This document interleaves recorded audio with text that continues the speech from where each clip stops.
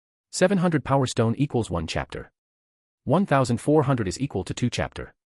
You guys were so close, now I'll have to upload the bonus with the next chapter. Power stones and reviews please. Chapter 49, it's over 9,000. Bonus for 700 plus in an hour. Requires some fine-tuning.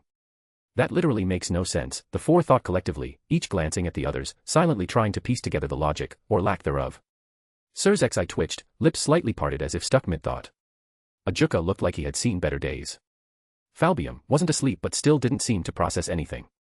Seraphal fidgeted, finally blurting out what all of them were thinking. I don't get it. I've been trying to understand but none of that is making sense. Like at all. Leo turned his gaze to her, head tilting slightly, the smirk creeping up. That's the neat part, he said, voice calm, eyes sharp. It's not supposed to make sense to you. He let the words settle like smoke in the room. Power isn't about logic. It's about truth being whatever I say it is. And right now. You all are living in a truth I built long before you knew how to spell the word devil. More importantly, Leo continued, waving off the rest of the conversation like it was background noise.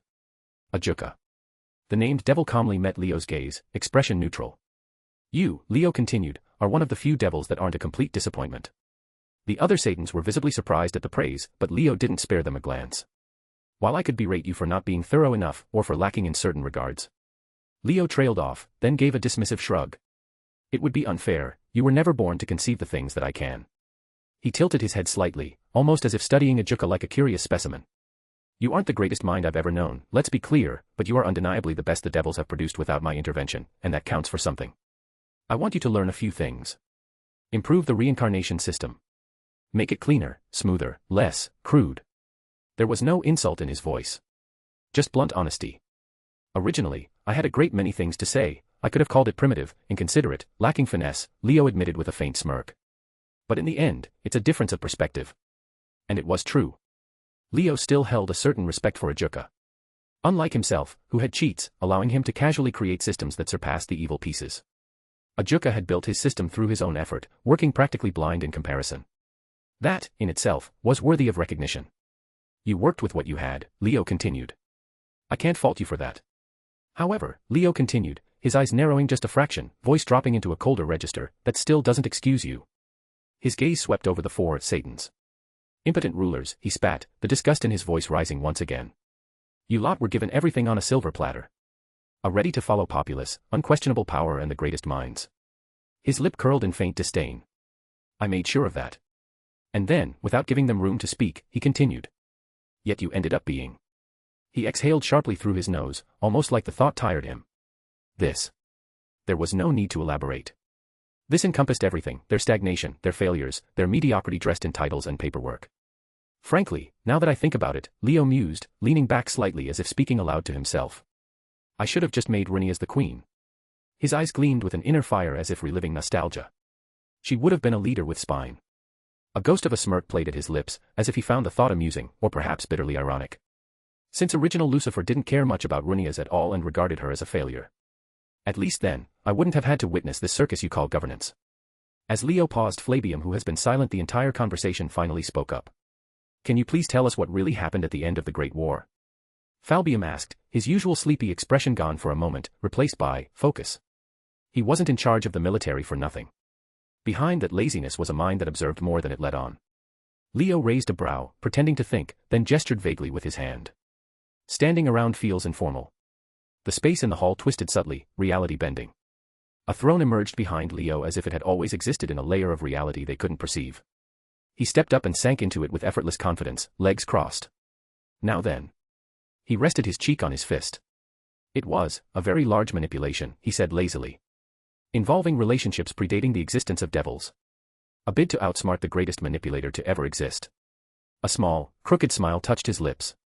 And I won, I beat father. He let that hang, watching their expressions.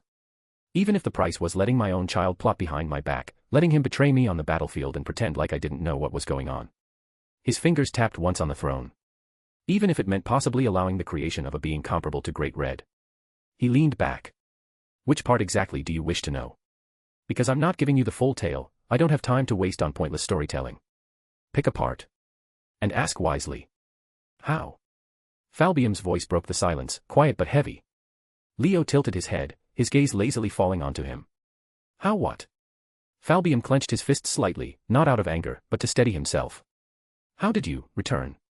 A slow, knowing smile crept onto Leo's face. He almost seemed pleased by the question, like a teacher waiting for the class to finally catch up. Did you really think, Leo began, rising slightly from his throne, the weight of his presence filling the hall, that I would face my father in a battle without knowing the consequences? His eyes gleamed dangerously. I am not stupid enough to walk in front of him without knowing I'll die one way or another. The Satan stayed silent, frozen under his gaze. There was never a chance of me winning, Leo admitted, not with regret, but with ruthless clarity. In his hands and mind, I was always nothing but a pawn.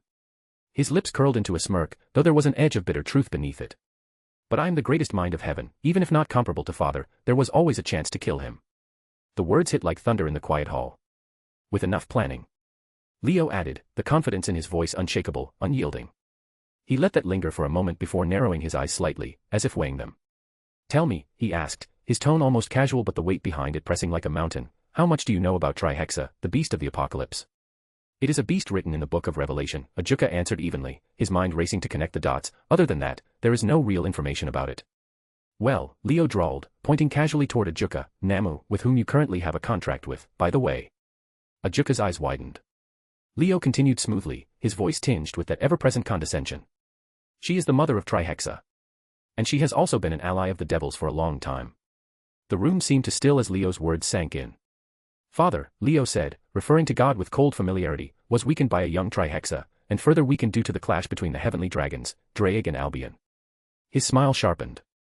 All those events up to the clash were planned by me, down to the last-minute details. They could almost hear the sound of their collective pride cracking.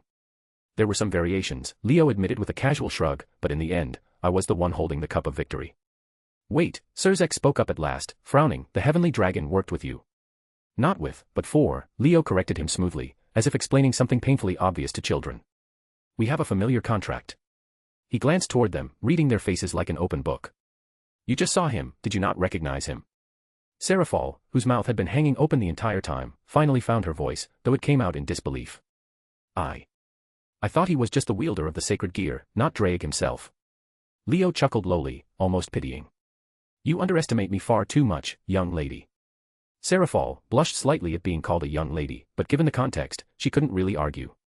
Anyway, Leo continued, stretching his arms lazily as if this whole revelation was mild entertainment. After that, I just seized a lot of power, and at this moment, I'm equivalent to father.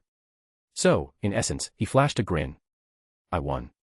He clapped his hands together softly, as if dusting them off. Oh well, that's it. Keep things running for the foreseeable month, and hope those insects succeed in achieving what I've directed them towards. His eyes narrowed slightly, a glint of warning there. Because I wasn't kidding when I said I could always start again. With that, Leo rose from the conjured throne, preparing to leave, his presence almost too large for the room. But Surzek's, voice tighter than before, stopped him. I wish to know. Leo tilted his head curious. Surzek's voice cracked slightly under the weight of insecurity. Were those feelings all fake? Huh. Leo's brow rose. He seemed to genuinely think about it for a moment. This time, Surzek met his gaze head-on. Was the love between me and Graphia all but a result of your manipulation? Was there never realness there? Leo's smirk returned, sharp as ever. Who knows, he replied, deliberately vague, playful even. I did nudge her toward being more rebellious, and toward falling for you, but do you really think that undoes everything you've lived through? He leaned slightly forward, as if offering a fatherly piece of wisdom laced with mockery. Who cares if it was started by me? Just consider it as a gift from your papa, being your personal wingman. With that, Leo vanished in a golden flash, leaving behind only silence and disbelief. Wait, Falbium finally spoke, blinking slowly, did he just call himself papa? You're right. Seraphal exclaimed, her eyes wide with delayed realization. She glanced between Surzek and Ajuka, suspicion creeping across her face, and then muttered under her breath, wait, how's that even possible? Did you have 3 parents, Surzek? She asked, narrowing her eyes as if she was unraveling some absurd conspiracy. Before Surzek could even process the question, Ajuka sighed deeply and gave Seraphal a sharp, clean chop to the head. Obviously not, he said, rubbing his temple in frustration. Seraphal puffed her cheeks but stayed quiet, though her eyes still darted suspiciously toward Surzek like she wasn't entirely convinced. Surzek, for his part, looked like he was reconsidering every life choice up until this moment.